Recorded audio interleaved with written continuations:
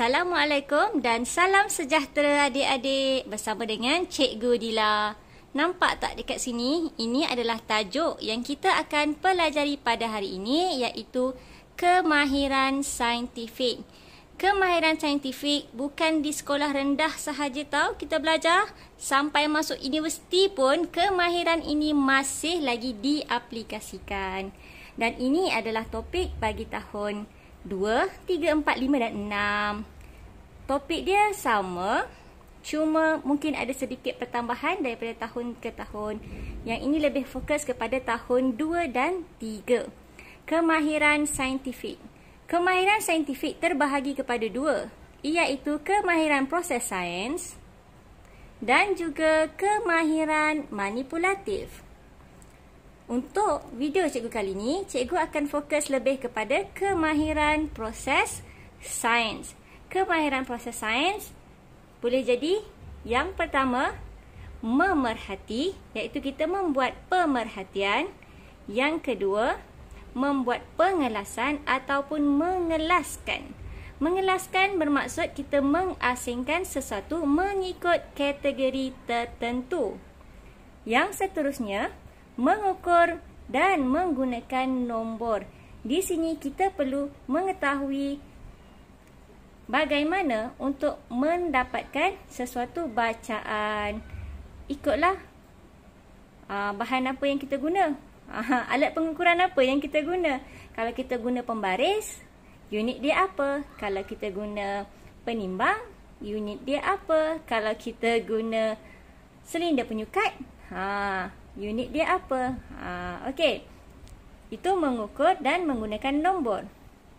Yang seterusnya adalah membuat inference. Membuat inference sebenarnya kita menyatakan sebab kenapa sesuatu itu berlaku. Itu adalah inference. Yang seterusnya adalah meramal. Meramal bukan ahli nujum, tapi kita meramal apa yang bakal berlaku. Jika begini, maka apa yang bakal berlaku? Contoh, jika awak mengantuk dalam kelas, ramalkan apa berlaku? Mungkin kita akan tertidur. Itu meramal. Contoh. Nanti cikgu bagi contoh yang lebih realistik dengan scientific science, okey? Dan akhir sekali, meramal dah. Dan akhir sekali, berkomunikasi. Macam mana cara berkomunikasi?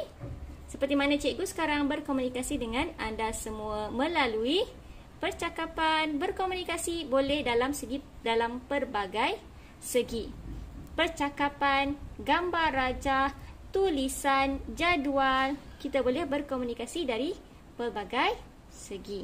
Okey, dapat? Dan cikgu akan terangkan dan beri contoh bagaimana kita nak membuat ataupun menguasai kemahiran proses sains ini. Okey, jom kuasai kemahiran proses sains. Nampak tak apa yang ada di hadapan cikgu sekarang? Okey, cikgu ada 2 kap pokok bawang, pokok daun bawang. Okey, 2 kap. Kita ada kap A dan kap B. Kita akan mengaplikasikan kemahiran proses sains yang pertama, iaitu memerhati. Kita sekarang perlu memerhatikan apakah perbezaan antara A dan B. Pokok A lebih tinggi dan daunnya lebih banyak. Manakala pokok B lebih rendah dan daunnya sedikit. Itu adalah yang pertama, di mana kita membuat pemerhatian. Kemudian, yang kedua adalah mengelas. Okey, cikgu ada 2 pokok. Cikgu tambah lagi pokok.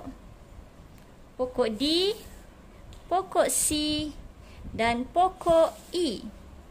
Kita ada 5 pokok bawang.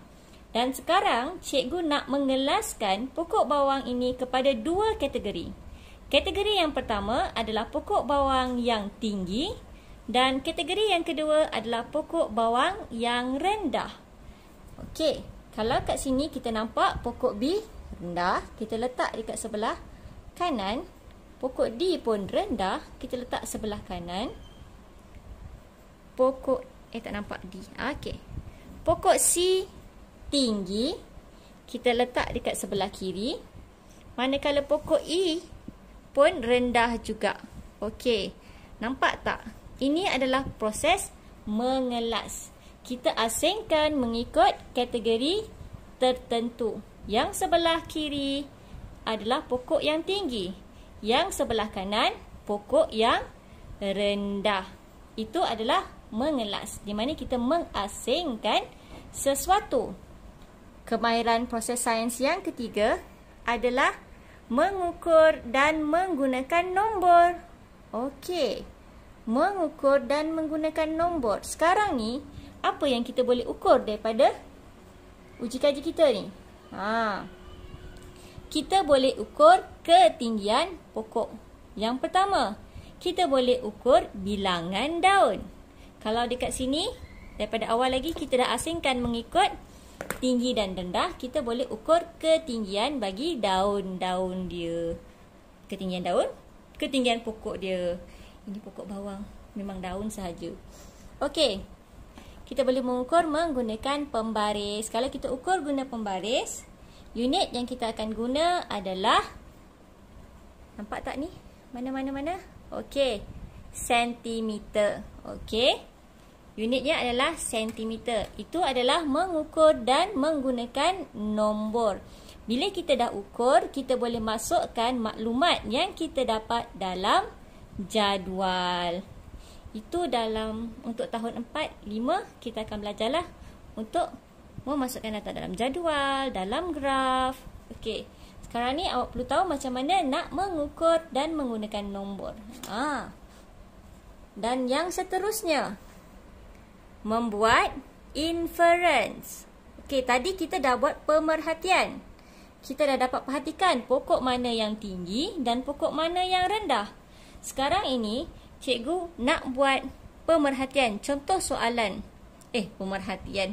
Membuat inference. Okey, cikgu nak buat inference. Contohnya, kenapa cikgu cakap, agak-agak kenapa, daripada pemerhatian tadi, pokok B rendah dan pokok A ni tinggi. Berdasarkan pemerhatian anda, nyatakan sebab ataupun nyatakan inference bagi pemerhatian anda. Nyatakan inference bagi pemerhatian anda. Pemerhatian kita apa? Pokok B rendah, pokok A tinggi. Jadi inference, kenapa? Kita kena bagi tahu sebab. Agak-agaknya kenapa pokok A ni tinggi, pokok B ni rendah. Antara sebab yang kita boleh bagi ataupun kita boleh tulis inference seperti ini. Pokok A lebih tinggi berbanding pokok B kerana pokok A mendapat nutrien dan air yang mencukupi. Itu adalah inference, sebab. Dan yang kemudian kita dah masuk untuk membuat inference. Kita pergi kepada nombor 5, iaitu meramal. Okey. Contoh soalan. Ramalkan apa yang bakal berlaku jika pokok A tidak disiram selama seminggu. Kesian pokok ni tak siram seminggu. Okey, ramalkan apa yang berlaku. Kita boleh cakap pokok A akan layu. Atau kita boleh cakap pokok A boleh mati sebab tak ada air. Tapi yang paling sesuai kita boleh cakap pokok A akan layu lah. Kalau kita dah tinggal sebulan tak ada air, mati jugalah akhirnya. Itu adalah meramal apa yang bakal berlaku. Tapi janganlah kita ramal benda-benda yang macam tak masuk akal. Kita tak bagi dia air tapi dia hidup lagi. Macam mana tu? Tak boleh. Kita ramal sesuatu yang masuk akal. Kemudian kita pergi kepada yang terakhir. Berkomunikasi. Berkomunikasi tadi yang cikgu cakap pasal jadual. Kita boleh masukkan maklumat yang kita dapat dalam jadual berkaitan dengan ketinggian. Dan sekarang ni cikgu berkomunikasi jugalah, supaya awak boleh belajar sesuatu. Okey. Cikgu rasa itu saja untuk video cikgu kali ini. Harap adik-adik dapat belajar sesuatu berkaitan dengan kemahiran saintifik, kemahiran proses sains. InsyaAllah nanti cikgu akan sambung untuk kemahiran manipulatif pula. Jangan lupa like dan subscribe. Bye.